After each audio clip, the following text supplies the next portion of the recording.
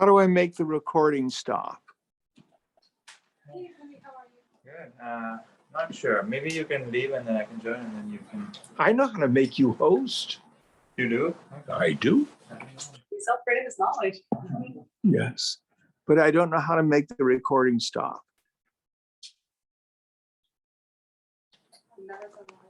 But I will zoom out anyway and let you.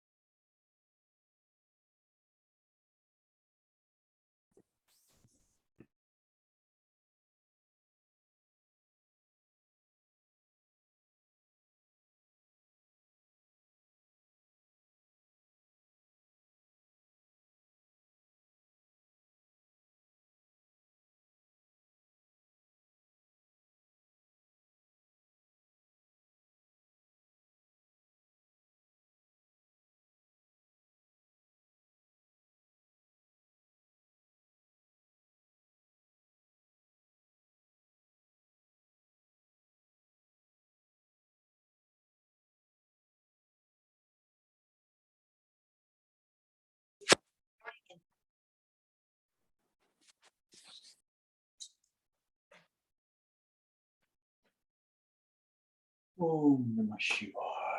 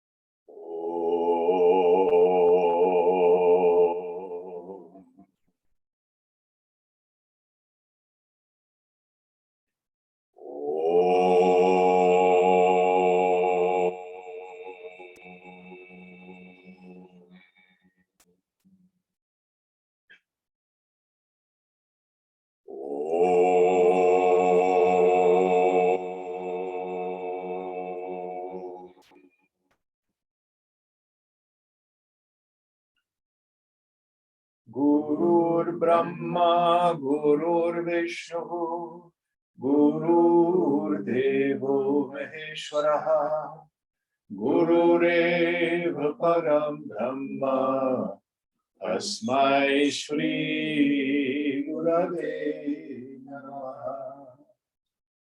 Chinmayam Vyapyat Sarvam Trailokyam Sacharacharam Tatpadam Darshitam Yena Tasmai Shri Gurave Namaha. Tvameva Mata cha Pita Tvameva Tvameva Bandhuscha Sakha Tvameva Tvameva Vedya Dravidam Tvameva Tvameva Sarvam Mama Deva Deva Tvameva Sarvam Mama Deva Deva.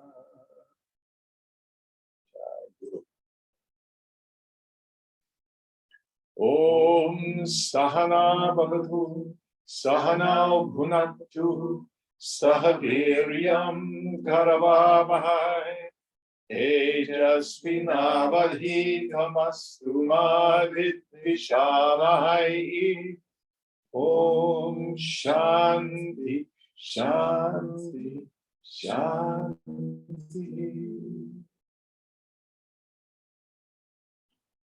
So for Kimberly, those two chants, the first are 3 verses from a hymn called the Hymn to the Guru. And I do them out of respect for my teacher.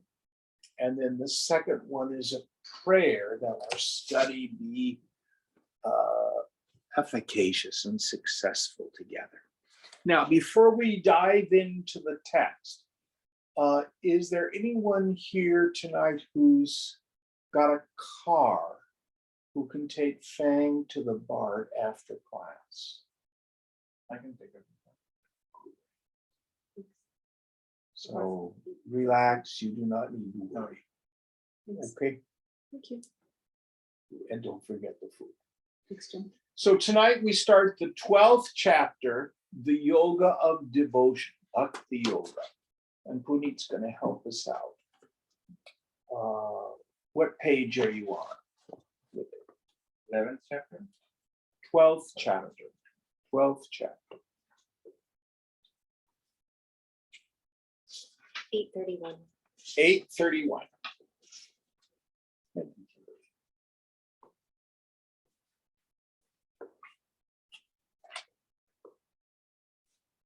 Arjuna Vacha Evam Satattayukta Ye Bhakta Sattvam Kuryu Pasate Ye Chabyakshara Matyaktam Tesham Ke Yoga Vittamaha.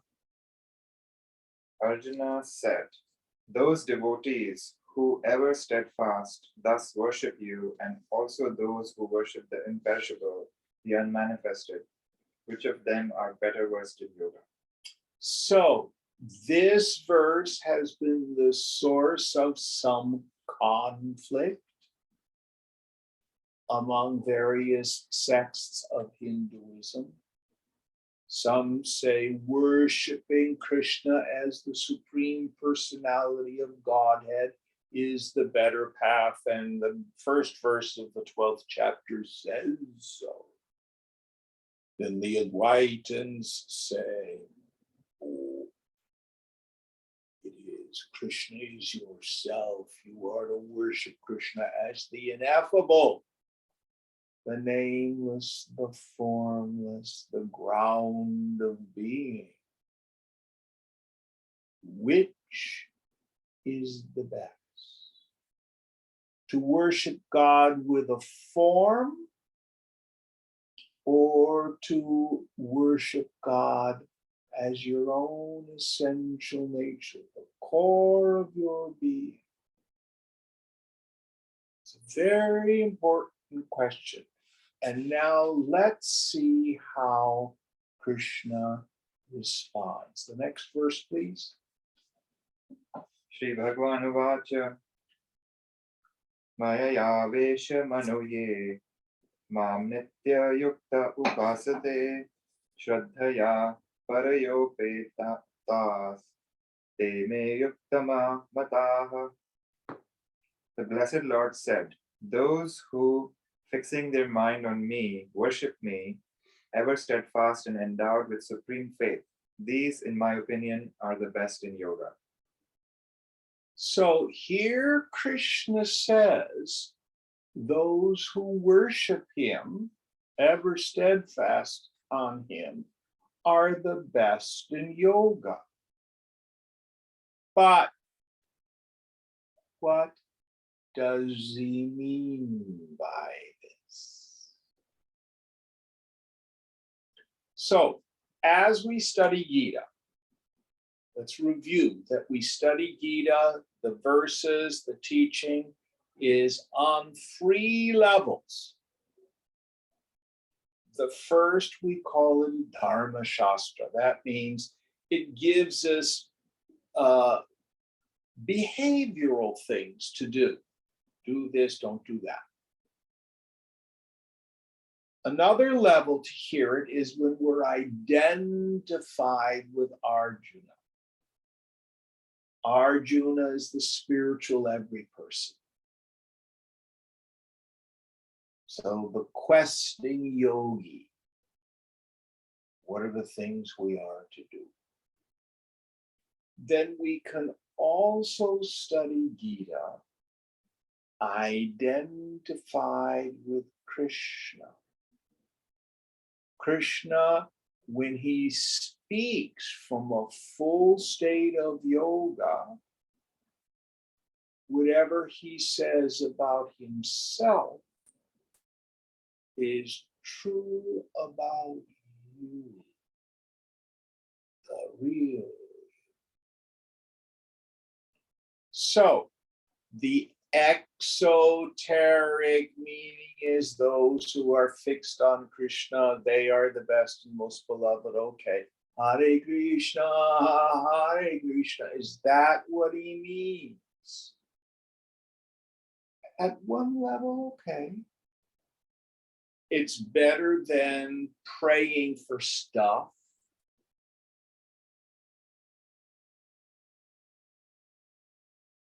It's better than, oh, this is all superstition. I'm just going to be a materialist. But is that really what the essence of the teaching is? So what we have to understand is, what does he mean by those who worship me? And we're back to the horns of this dilemma. Does he mean worshiping Krishna as a form? Or does he mean Krishna as just a placeholder, a name for the ineffable, the formless, the ground of being of the whole? Let's see where he takes it. Number 3. It's 3 and 4 together. Okay.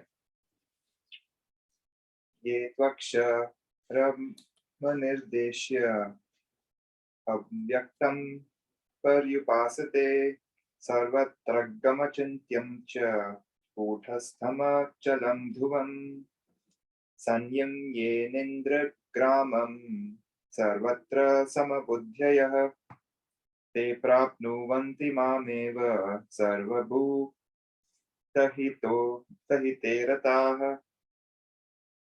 So those who worship the imperishable, the indefinable, the unmanifest, the omnipresent, the unthinkable, the unchangeable, the immovable, and the eternal, having restrained all the senses, even-minded everywhere, rejoicing ever in the welfare of all beings, verily they also come unto me. So he says you can worship Krishna with a form. Now he's articulating in these two verses the path of those who endeavor to merge into the formless, the avyakta, the unmanifest. So let's tick off these ideas. What's the first one, please, Puneet? Those who worship the imperishable. Yes. The self in you can never be destroyed. The body may go, but the self is imperishable. Next idea. The indefinable. Yeah. In a quiet mind with your attention introverted, you notice the noticer. There's only pure awareness. There's no form you can talk about.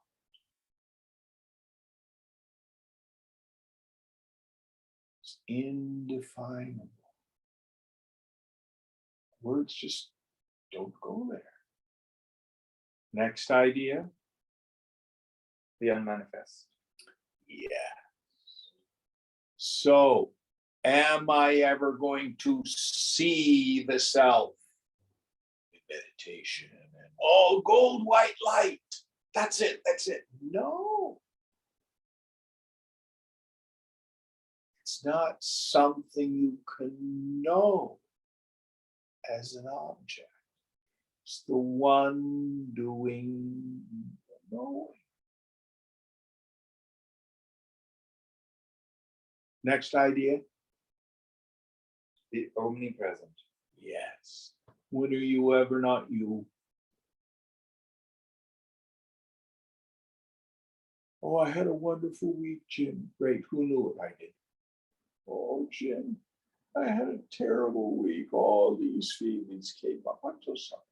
Who knew them? I did. Whatever forms pass before us, physical objects, feelings or thoughts, memories, I am always there to illumine them. Always present. You can't find a time when you were not you. Next idea. The unthinkable. I love that phrase from the second chapter. He who knows, knows it not. She who knows it not, knows it. So it's not about reading lots of books and getting lots of ideas. It's not about data collection. Doesn't mean we don't get this indirect knowledge, but then we have to drop them on.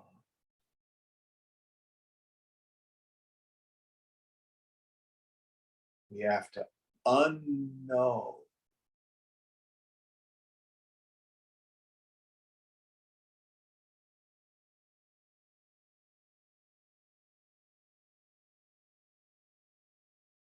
The moment when you take no thought, as the Master Jesus says.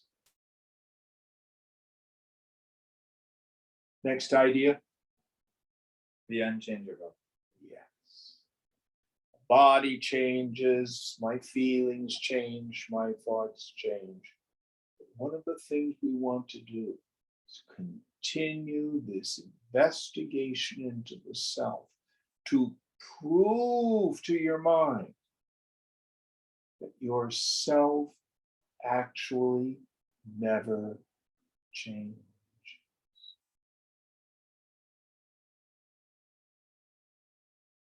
Is that all of them? The immovable. Immovable, yes. Everything moves in front of me. consciousness is sthita.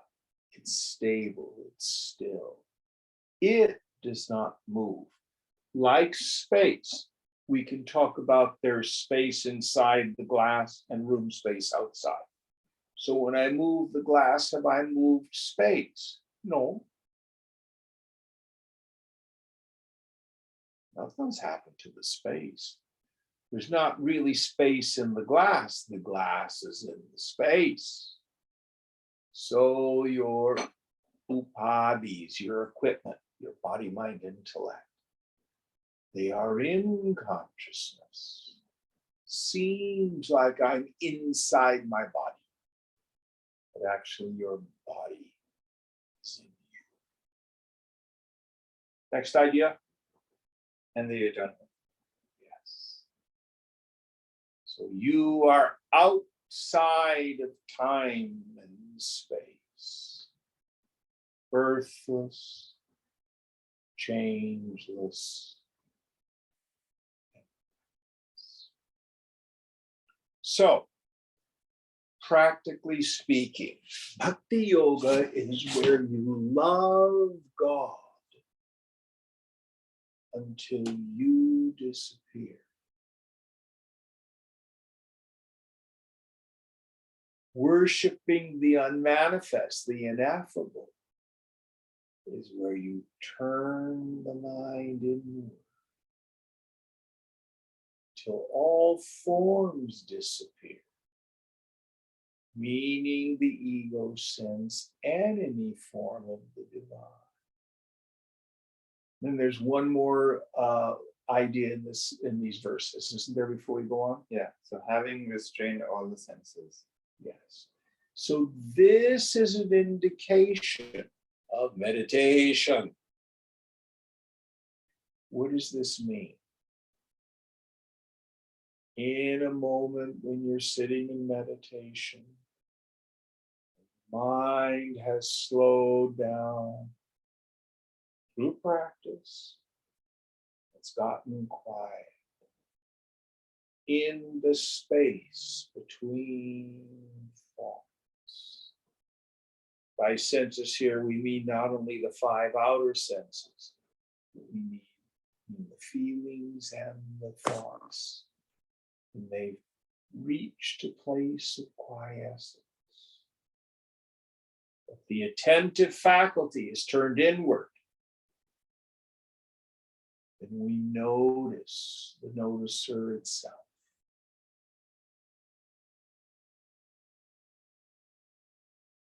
So we have these two methodologies. Going on, next verse. There's like a few more. Oh, I'm sorry, going on. Even-minded everywhere. Yes. So we have this idea of equality of mind and vision. So we're not caught up in this situation is happy producing, this situation is misery producing. We can stand back with a sense of acceptance. Watching the movie, not getting all caught up in it. Next idea. Rejoicing ever in the welfare of all beings. Yes. So, what is love? I can remember talking with a young person who got jilted. And they said, it must be love because it hurts so bad. Ooh, isn't that revealing? Listen carefully. Love never hurts. Attachment hurts. Expectation hurts.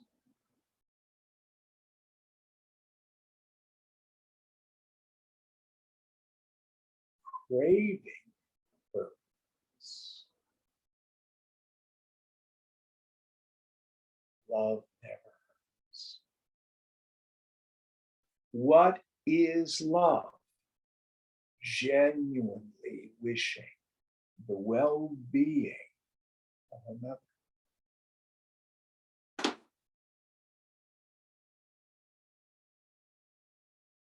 It's one that you used to say, most of us speak love with our lips and have lust in our hearts. By lust here, he doesn't mean just sexual gratification. He means I want something from the other person. Attention, companionship, approval.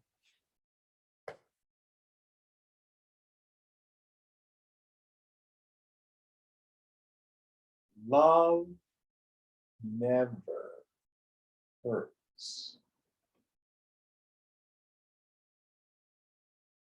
Love is genuinely wishing the well-being of others. Craving hurts. Attachment hurts. Expectation hurts.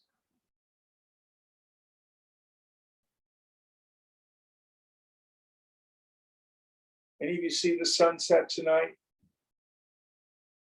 Or have seen a sunset? Do you love a sunset? No one said, the sunset was mean. It didn't love me back. I went to see the sunset, and after dark, I was expecting it to show up and see me. Did we think about that for the sunset? I went and visited the sunset. It hasn't visited me. And we have no expectation of the sunset other than what it is. It's beautiful.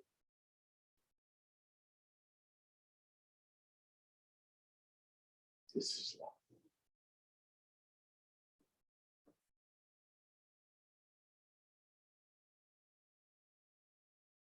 You see a mountain. It's a beautiful mountain. Do you love that mountain? Oh, yes. The mountain's mean to me. It didn't come home with me. Think.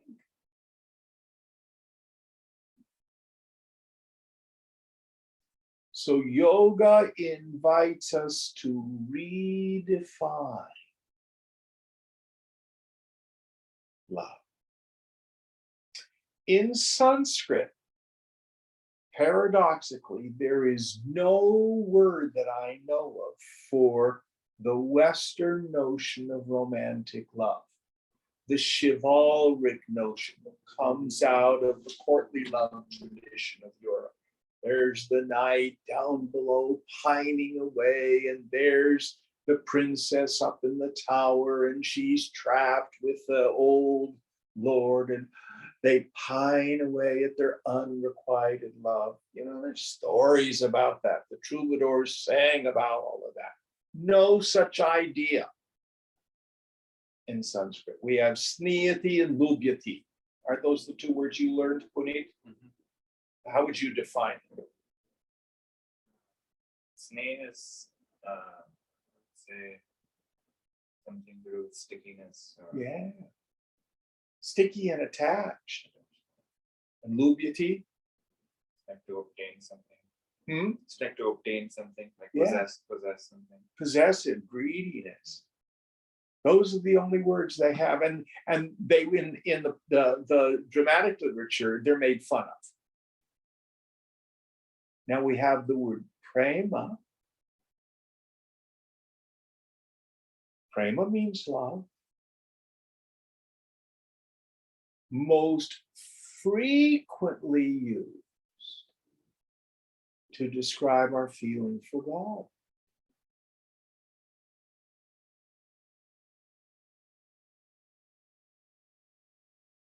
So in Greek, which is where we get many of our spiritual ideas, I think there's at least 3 words for love. There may be 4, but at least 3. There's philios, brotherly love or love of a person, a good friend. eros, erotic love, and agape or agape. From that Greek word, then you get the Latin word caritas, where we get the English word charity, actually.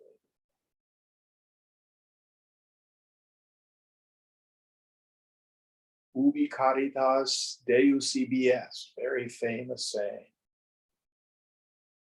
Wherever caritas, love or charity is found, there God is. This selfless kind of love, which seeks nothing in return.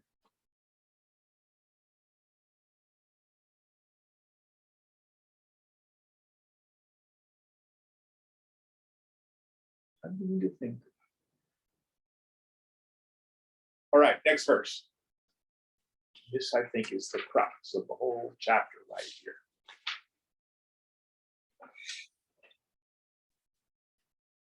क्लेशोऽधिकतरस्तेषाम् अव्यक्तासक्तचेतसाम् अव्यक्ता हि कर्ति दुःखम् देहवद्भिरवाप्यते. Greater is their trouble whose minds are set on the unmanifest. For the goal, the unmanifest, is very hard for the embodied to reach. So, some people, again, take the outer meaning of this and say, oh, if you are in the body, to take the path of worshiping the unmanifest is too difficult. Take the simple path of devotion. There's a deeper meaning. When we say embodied here, it means ego identified.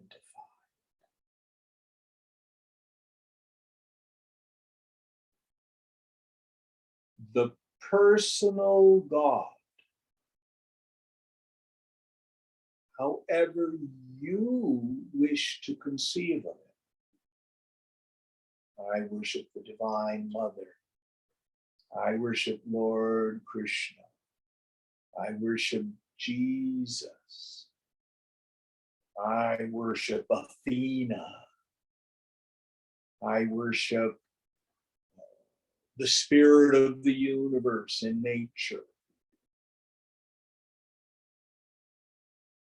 Whatever form works for you. Listen carefully. The form of God, the personal God, Ishvara, the Lord, is as real as your ego.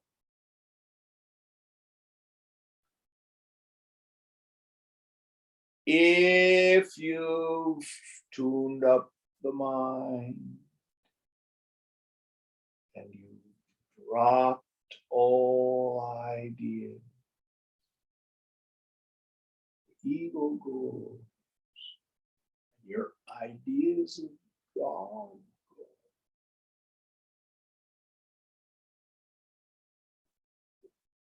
I alone remain.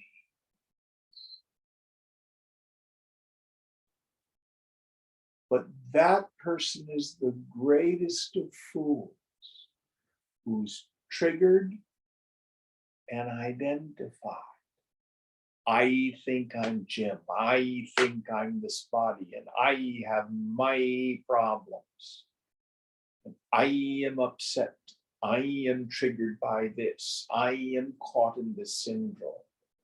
And because you've read too many Vedanta books, you deny the existence of a personal God.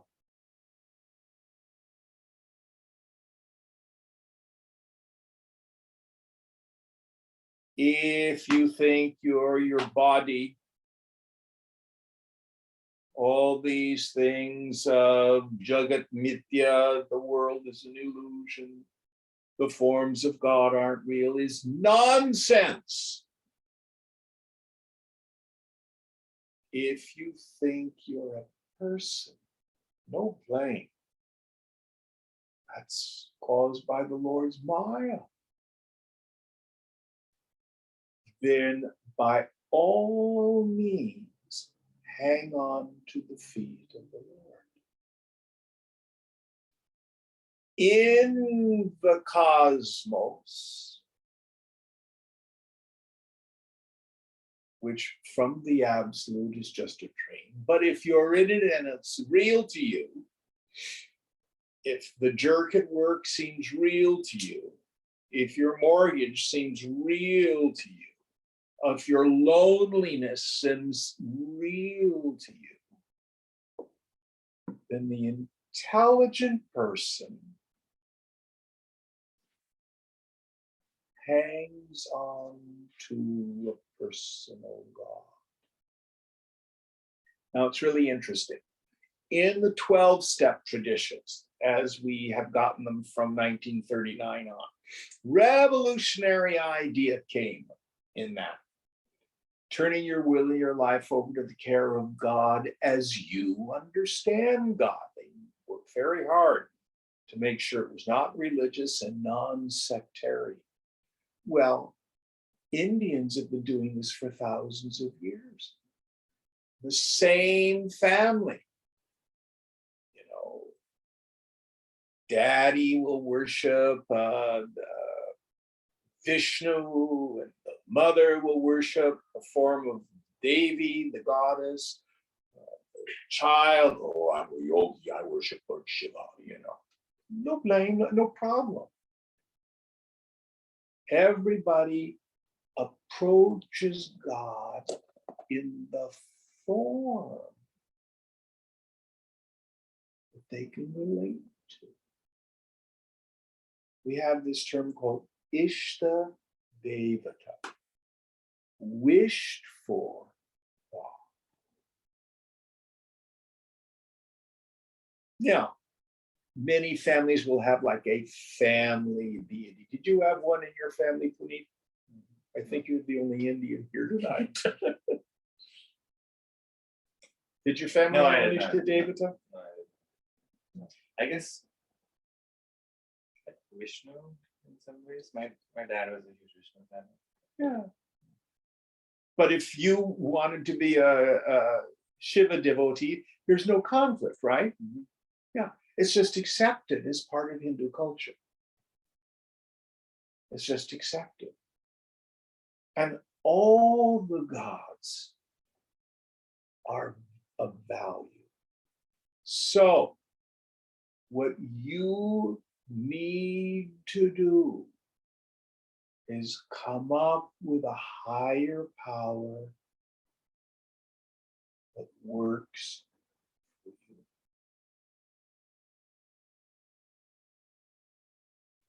Now, at this point, one of the things I like to share with is this. You may have some intellectual ideas about God, but your theology is revealed by the way you pray.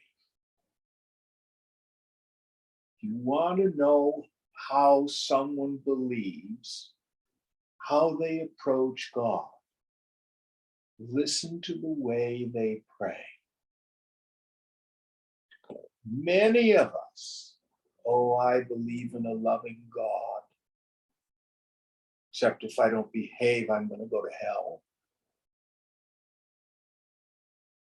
Or they pray this way. This prayer has so many errors in it. Oh God, please make Dad give me the car tonight so I can go out with Billy or Susie. And if you do, I promise to quit smoking.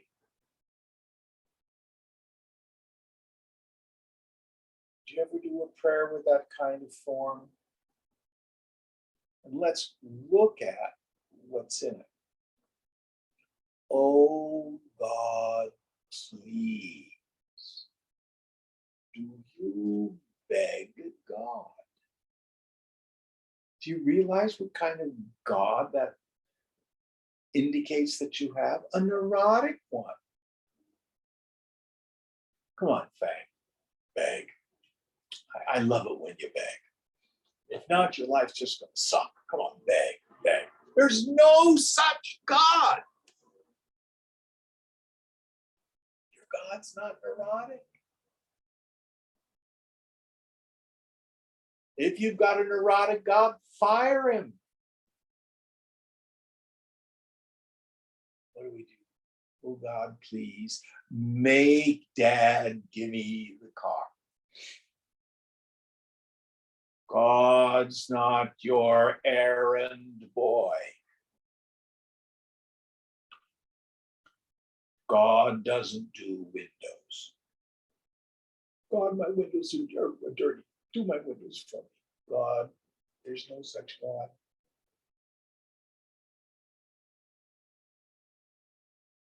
And so many times we want to make God fix or change other people.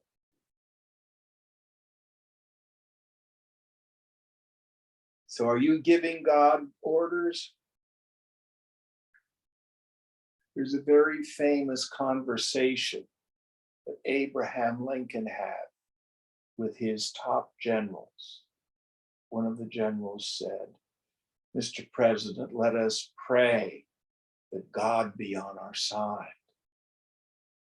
And Lincoln said, "Let us rather pray that we are on God's side."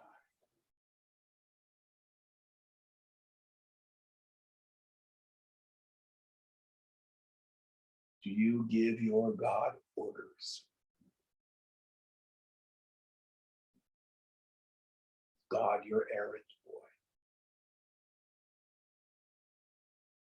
Oh God, please make Dad give me the car, meaning I want something material. Why? So I can go out with Billy or Susie. And then I probably have a little bit of guilt and shame about all that. I really want it. So what do? I want to make a bargain. I think God's going to be influenced by some bargain I make. Oh God, if you heal Aunt Mary, I'll become a nun. I'm not making this up. Monasteries and convents are filled with people who have made those kinds of deals.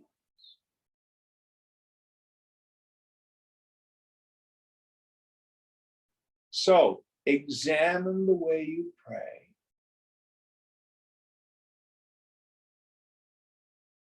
The best of all prayers is the prayer of pure love, the prayer of surrender.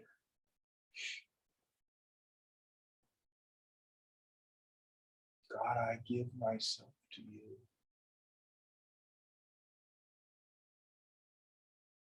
A great Saint Francis prayer, which unfortunately Saint Francis didn't write, but it's attributed to him. Lord, make me an instrument for peace.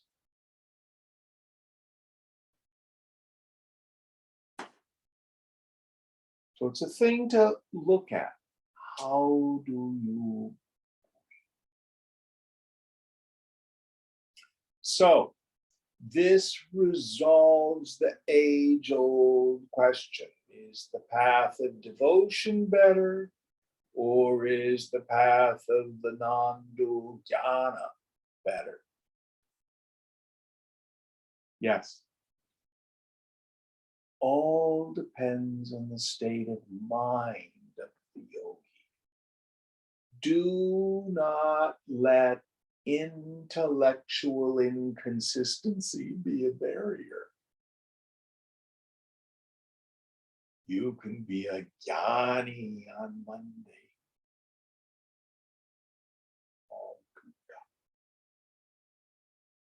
All is Maya. All is. And on Tuesday, be a devotee.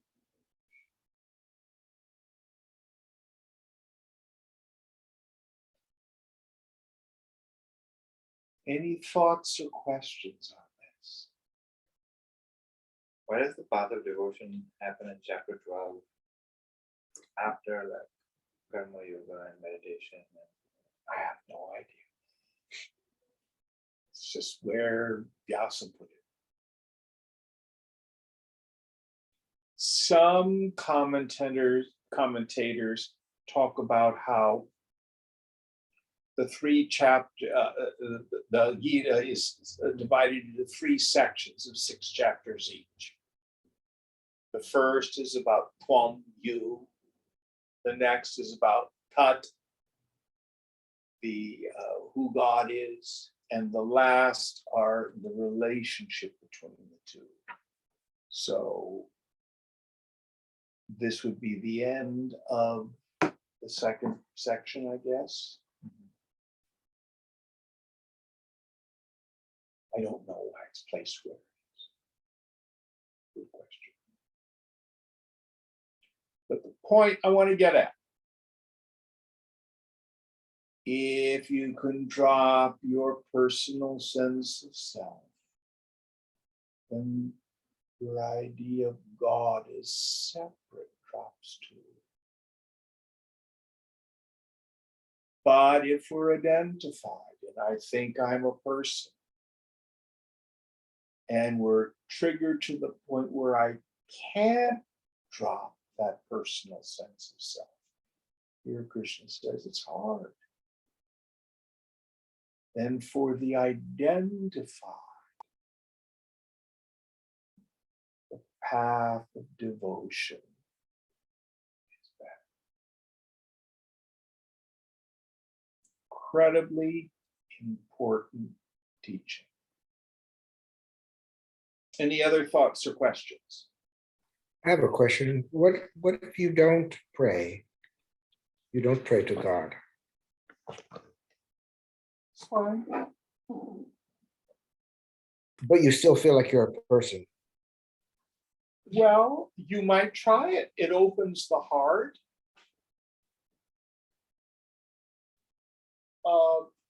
I can't remember, Mark, were you raised as an observant Jew, or was your family pretty secular?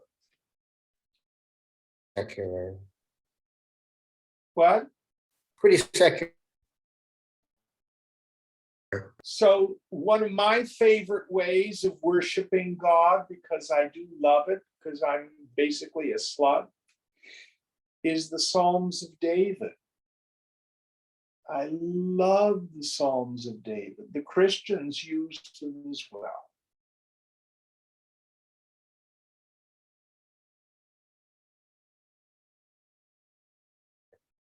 So you might, if it doesn't appeal to you, don't worry about it. If you feel like a person and you can practice the subject-object discrimination and drop that, then go with it. Well, that's what I do, but That's fine. I don't know. That's fine. Okay. Remember in Viveka Chudamani, we have the qualifications of a fit student. Right. Viveka, Vairagya, Samadhi, Guna, Mumukshutva. And he goes through those thoroughly. Then after that, he says, others say that bhakti alone is supreme.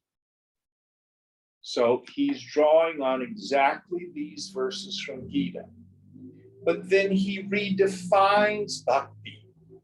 He says, a constant attempt to live up to our real nature, Right. is also considered devotion. Uh-huh. Remember that section? Yeah, I do. So the way of an emotional relationship with a personal God doesn't work for everybody.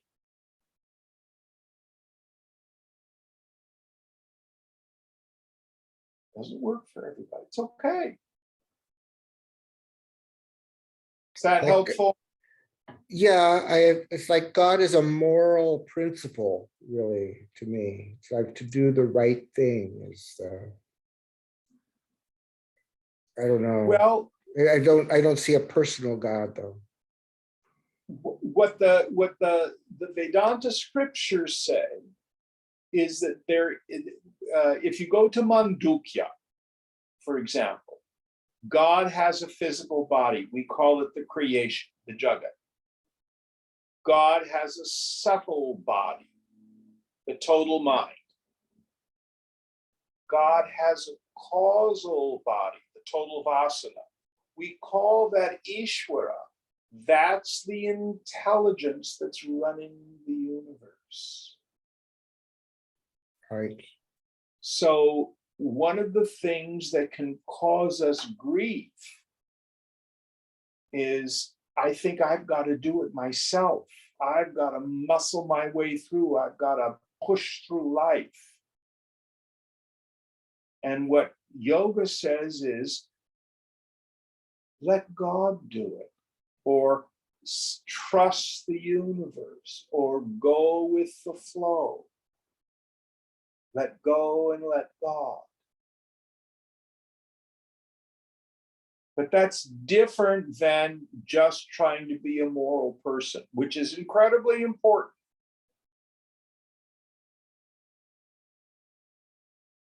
Is this making sense? Yeah, it makes sense. It makes sense.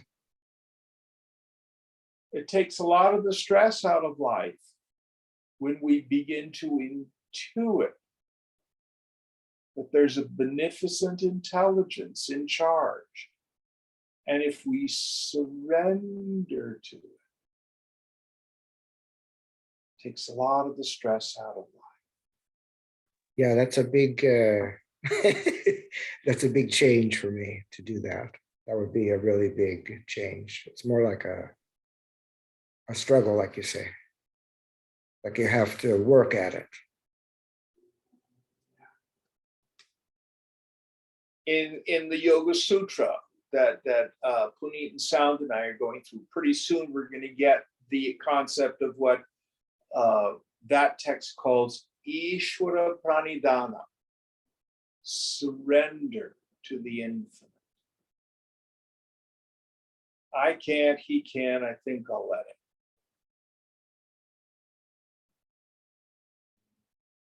Now, this is a very strong idea that we have in the 12-step groups.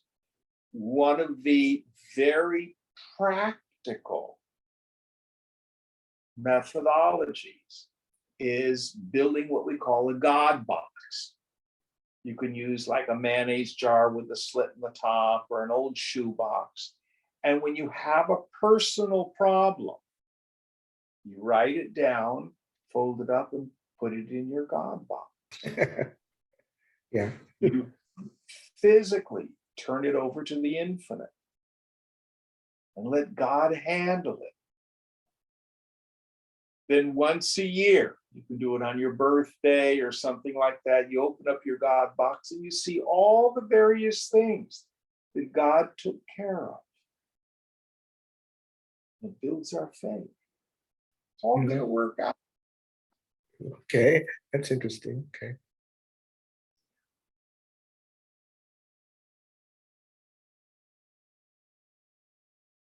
Good questions, Mark. Good questions. Okay. And for those of us who were raised in non-religious homes, the idea of a personal God does not come easily. And it's not fundamentally essential.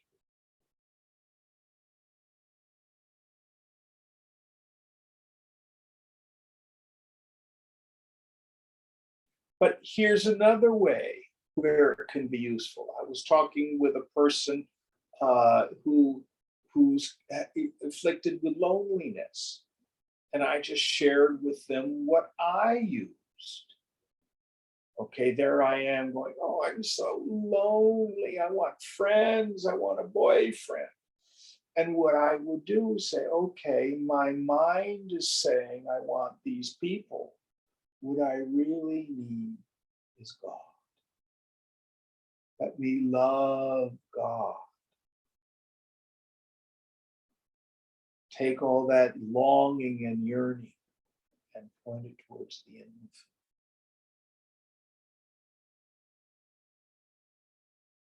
All sorts of ways that we can use the the path of devotion.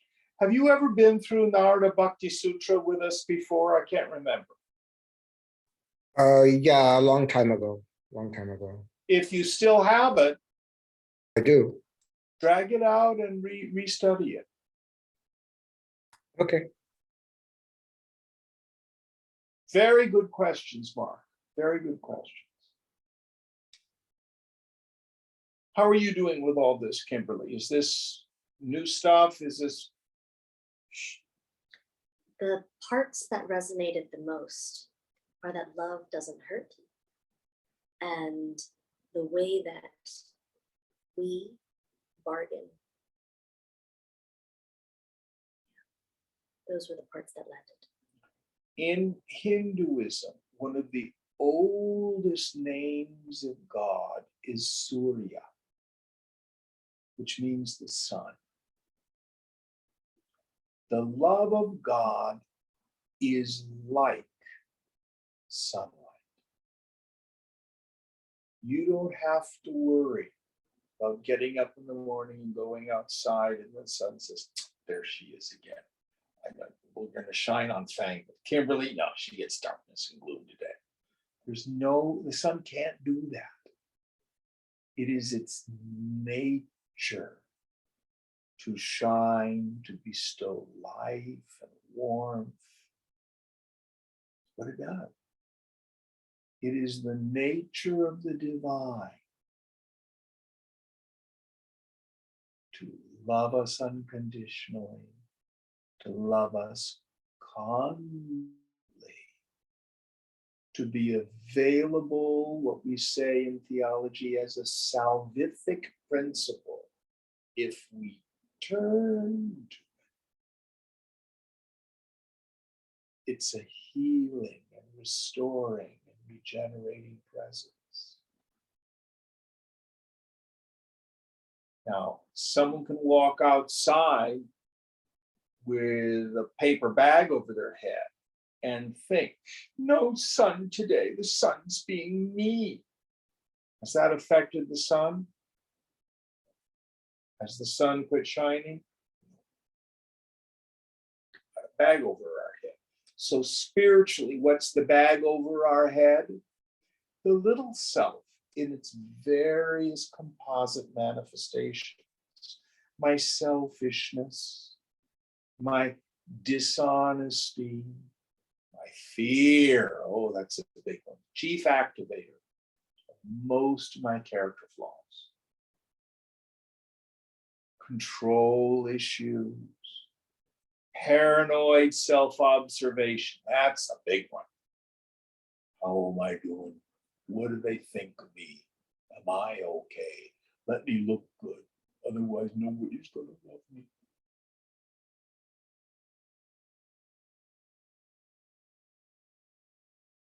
These are all forms of the little self, which shut us off from the constancy of God's grace. Now, listen carefully. I am not saying that if you're tuned up and tuned into God, you're going to hit all the green lights of life.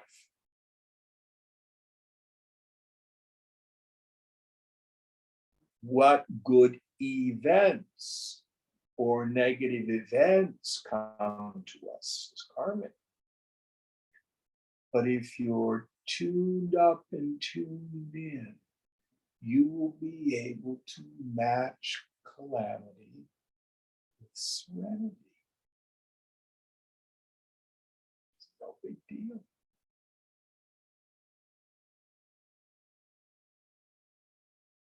Were you raised with a religion at home? No. In many ways, that's lucky, because you don't have a lot of obscene theology to have to undo. A lot of Westerners have to struggle with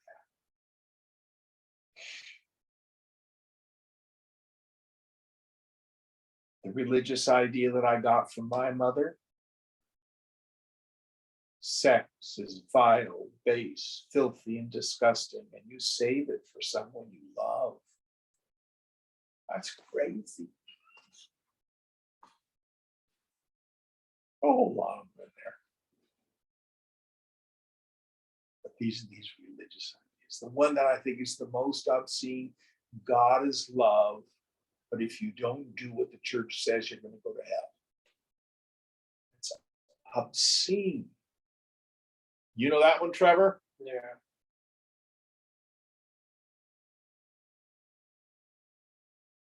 And no religion is immune from obscene dogma and power and control issues because they're human organizations, they're human institutions. But that doesn't mean God is not perfect love.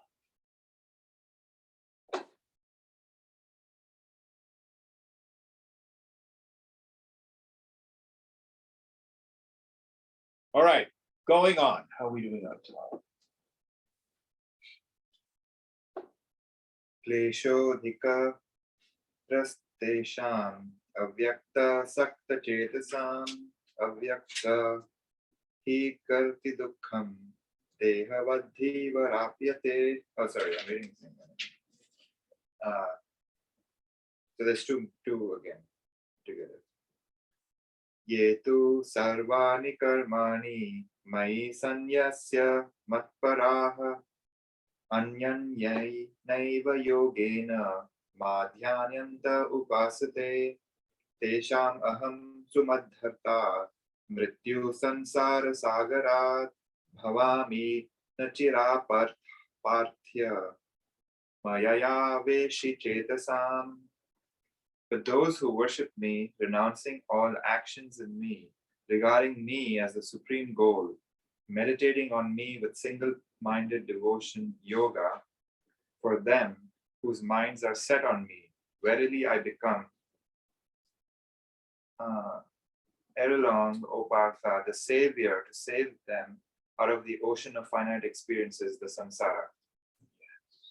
So, I like to say it's a beneficent universe that conspires for our well-being if we let it.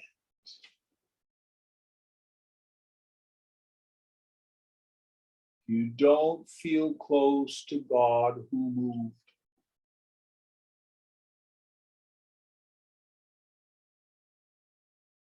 So our job in the path of devotion is to turn our minds in that direction.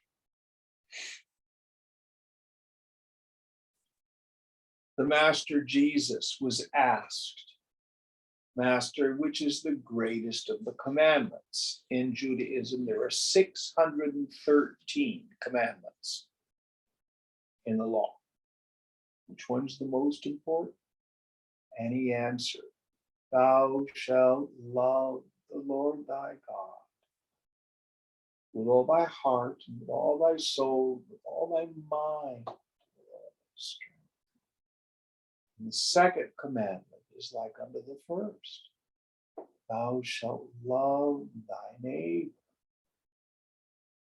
as thyself.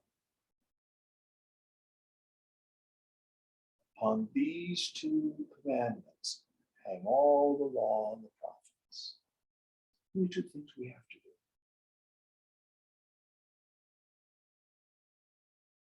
Easy to say, not easy to do. So here, if you've got an idea of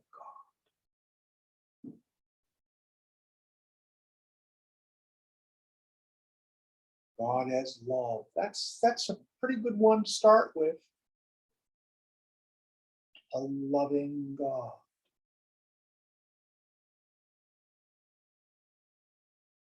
And this loving God can intervene in human affairs if we turn our hearts and minds in that direction. This salvific principle. Now, we actually have this articulated in the yoga philosophy very easily. Who here has heard of the term Shaktipat? You have? Have you? Yeah, What is it? it's like power that awakens in you when you. I might be wrong. I think it's the power that awakens in you when you like realize a connection with God first. Close. Padati means to fly or to fall. It's when power enters into you. Shakti means spiritual power. It can come from the Guru or through the Guru. Is probably better. It can come directly from God. I was at the Berkeley Museum looking at some pictures, which I really couldn't see too much. One of them was St. Paul being knocked off his horse by Jesus. Why do you persecute me? Life-changing event. It can happen in meditation. It can happen spontaneously. But once we begin to open to this power, the word we use in the Christian tradition is Holy Spirit. Same thing.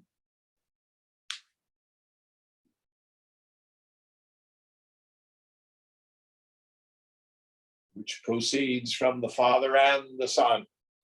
It's not just theology, it means enters into human existence and changes us from the inside.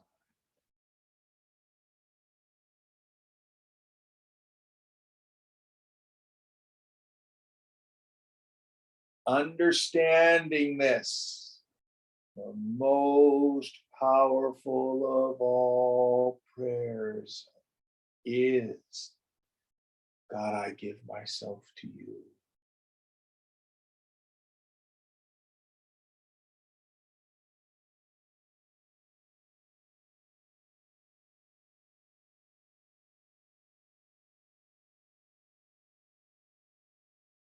Do everything for God. God's your employer. God is your lover, your husband, or your wife. God is your job. God is your car. God is the dog poop on the street.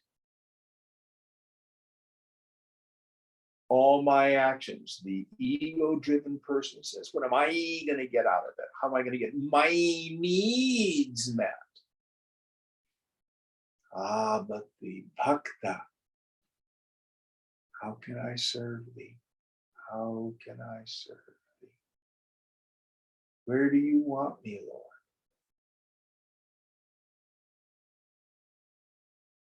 I may have shared the prayer of Father Michael Judge with you. Father Michael Judge was a Franciscan priest. He was the chaplain to the New York City fire department. He was there at ground zero on 9/11, walked right into the building. There are stories about it and said, Jesus, stop it! Jesus, stop it! Yelling at Jesus. Then the tower collapses. He was the first recorded death. There were other people who were probably killed before him. You see photos of him in an office chair, dead, taking him up. But he had a very famous prayer that he created. God, take me where you want me to go. Let me meet who you want me to meet. Tell me what you want me to say. And keep me out of your way. A wonderful prayer. Wonderful.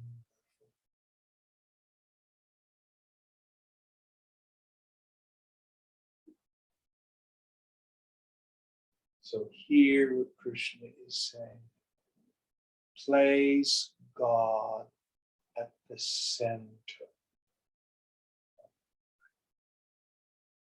So for you, Mark, I love the psalmist. Oh Lord, you are the center of my life. I will always praise you. I will always serve you. I will always keep you in my sight.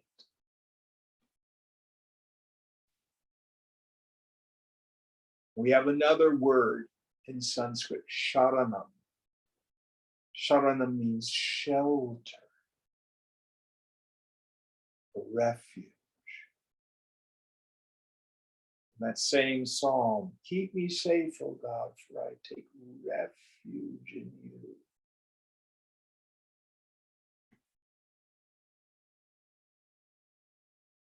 Don't try to solve your own problems. Give them to God.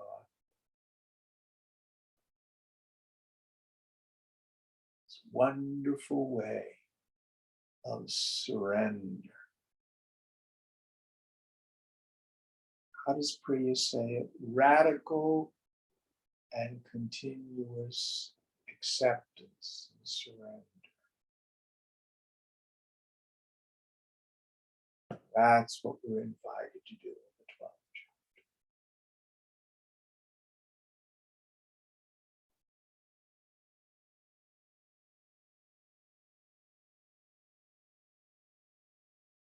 Now, if you have never prayed and you want to learn to pray, I will tell you how to learn. You don't have to believe it and you don't have to feel it. You start by just saying the words. And you take up prayer as a practice. So if you would like to try it, this is just popping into my head, I would suggest that you take something, Google the prayer of St. Francis. Lord, make me an instrument of thy peace. And just start by saying that every day. You don't have to feel it. You don't have to believe it. You start by just saying the words. We have tons of prayers in Hinduism.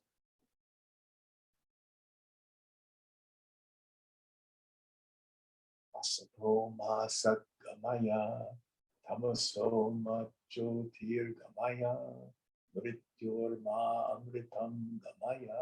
Do you know that one? Asato ma sat gamaya. Take me from the unreal to the real. Tamaso ma jyotir gamaya. Take me from darkness to light. Mrityor ma amritam gamaya. Take me from death to immortality. And amritam has a double meaning. It not only means immortality, but it means nectar. Juice. There's tons of them. All right, we're quit here. Any other thoughts or comments?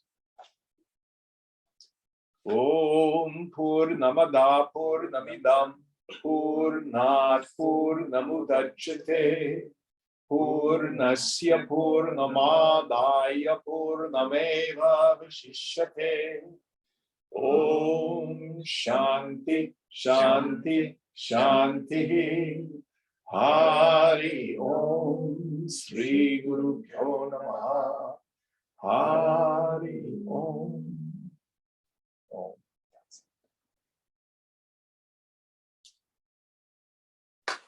Thank you all, and thank you, Punit, for taking this extra seva